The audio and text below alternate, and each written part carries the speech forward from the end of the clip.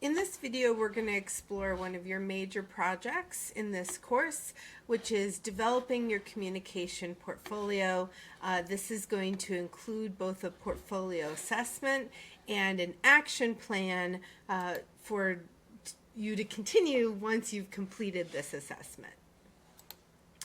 To do this evaluation, you're going to use two tools. You're going to use the Dreyfus model for measuring expertise and also NACE competencies, both which will be explained in this video. The first is the Dreyfus model. Now, the Dreyfus model looks at measuring expertise from novice all the way through expert.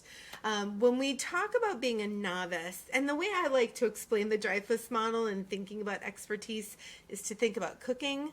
The novice cook or baker has to go back and forth from the recipe to the bowl. What are they measuring? What do they need? What are the ingredients?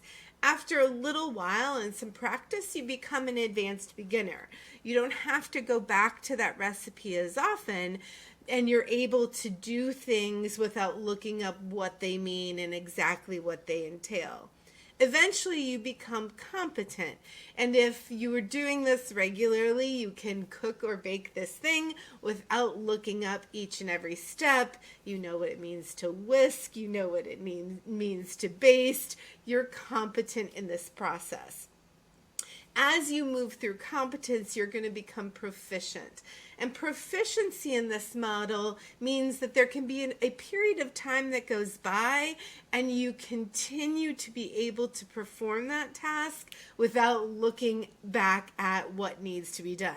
So let's say there's a recipe you only make at a holiday dinner. If you're proficient at it, you wouldn't need to visit that recipe even though a long period of time has gone by.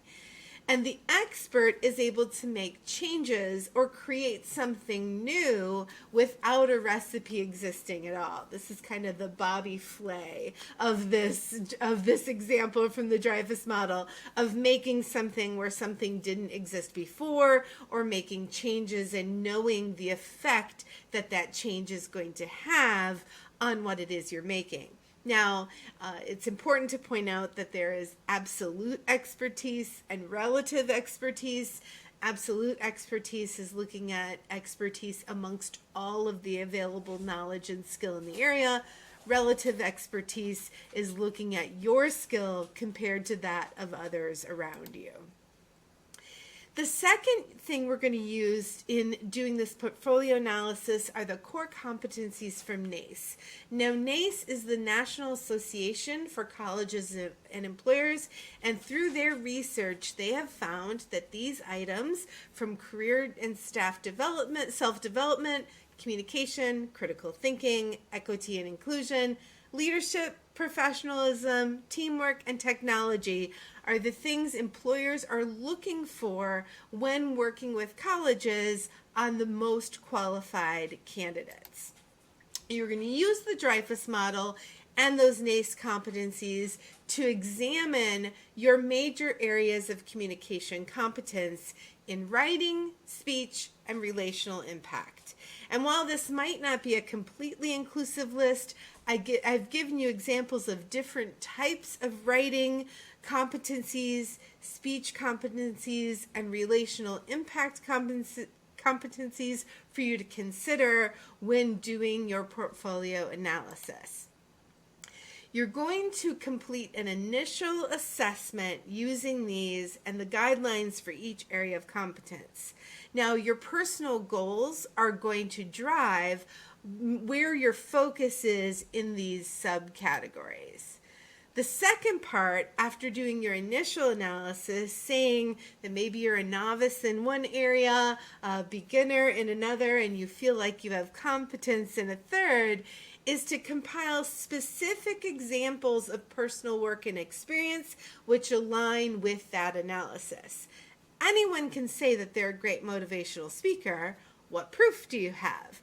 Anyone can say that they're wonderful at managing social media and gaining followers. What proof do you have? So part 2 is compiling examples. These may come from other class projects you've had or experience you've had outside the classroom, either professionally or during your own personal exploration in looking at these different areas. And part 3, and probably the most important part of this process, is to create an action plan to move towards expertise in each of these areas. If you're doing the Dream Job Roadmap project, you would want to highlight these and align these with your professional goals that you're working on in that project. If you're working on this independently from that project, you can continue to do this. But I want to stress that while your final project is going to be to submit a polished portfolio assessment and action plan for final review, very few, if any of you, are going to be at a level of expertise in all of the areas, and many of you might not be at a level of expertise in any of the areas. Really, the return on investment for this project is what you know you need to do when this class or this process ends in order to continue to develop your professional career and meet your own personal and professional goals.